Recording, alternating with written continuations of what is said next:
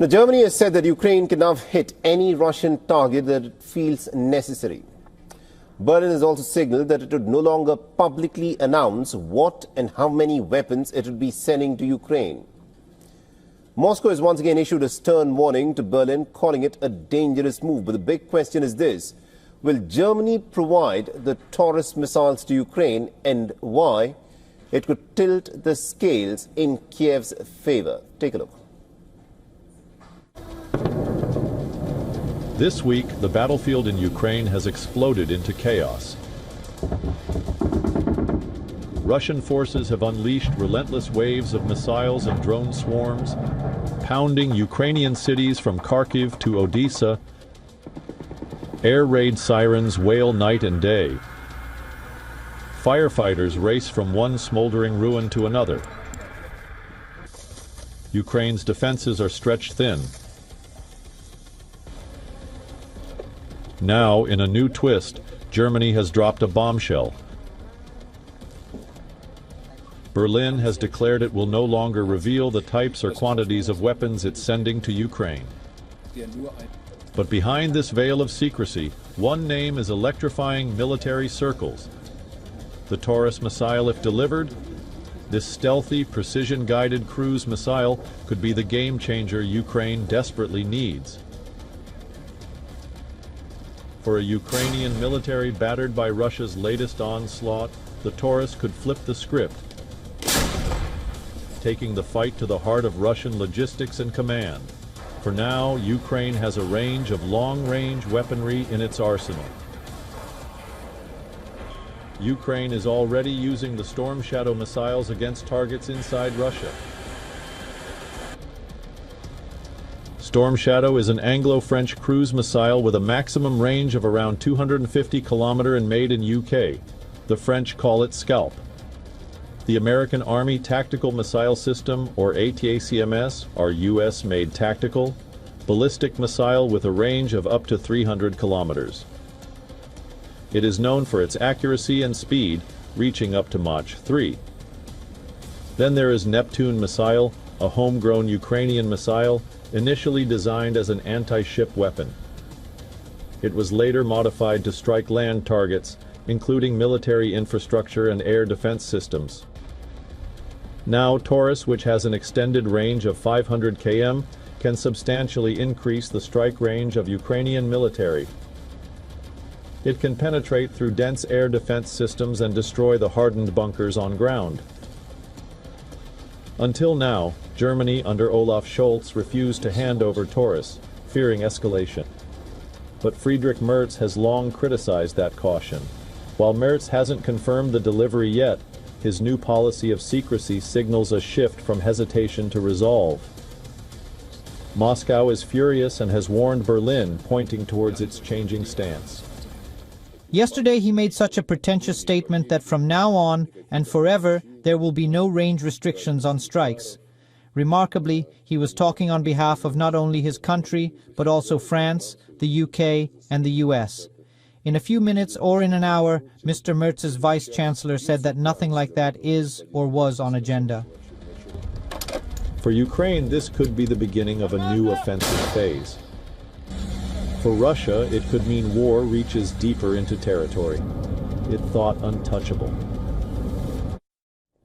All right, now to give us more perspective in terms of what is happening in the Russia-Ukraine war, we are joined on this broadcast by retired Lieutenant General Ben Hodges.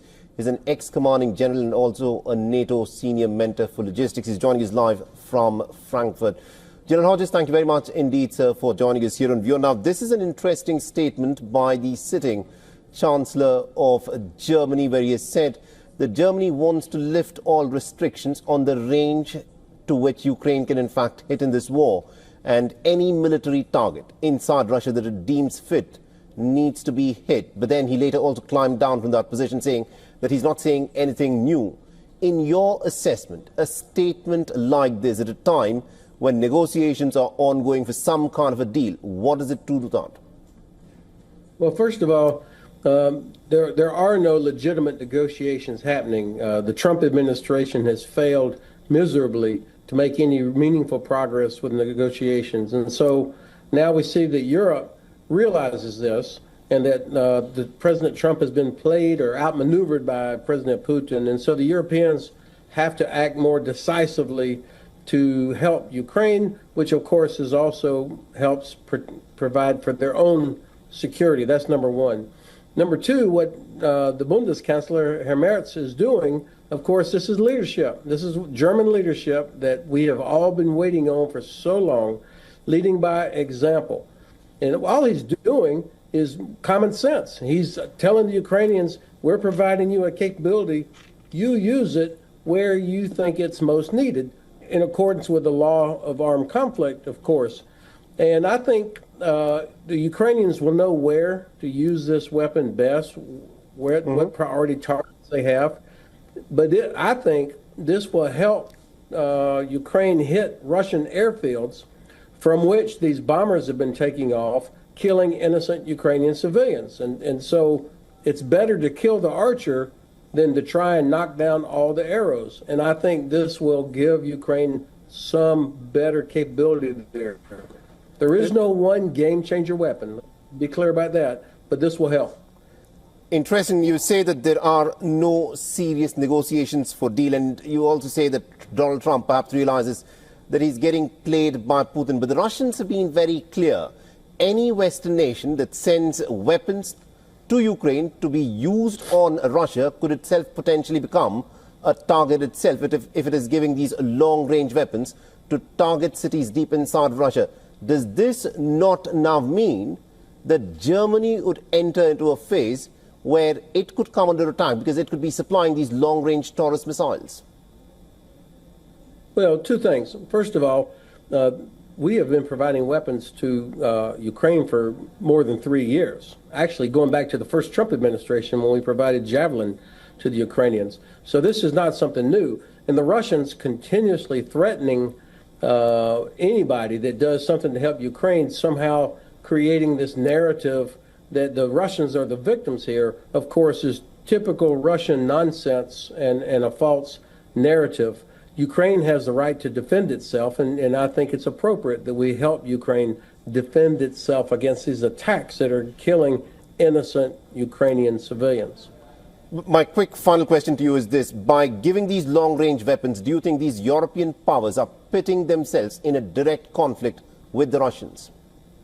Well, they already are. I mean, the Russians already act as if they're at war with all of us. The destruction of infrastructure in the Baltic Sea, constant violations of airspace and disruption of freedom of navigation, as we saw happening just the other day in the Baltic Sea with Estonia, the murders, the disinformation, the constant cyber activity. All of these things are, these are not coincidental. This is how Russia behaves.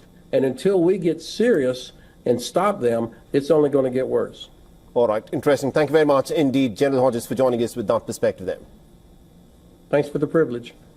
For all the latest news, download the WION app and subscribe to our YouTube channel.